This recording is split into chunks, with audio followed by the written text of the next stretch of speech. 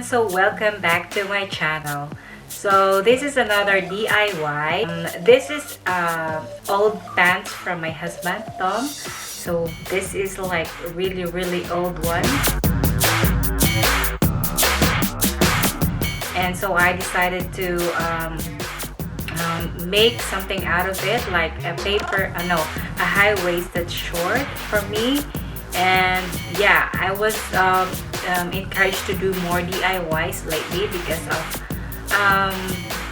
I was encouraged by my friend Chambonita. I would like to share it to you guys, so maybe you can have some ideas to recycle your old clothes. It's satisfying that you can turn your some old clothes into a new one.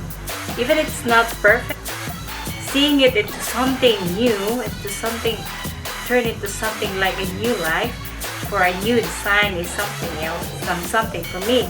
So I hope you guys too. So if you are interested to know how did I transform it, keep watching.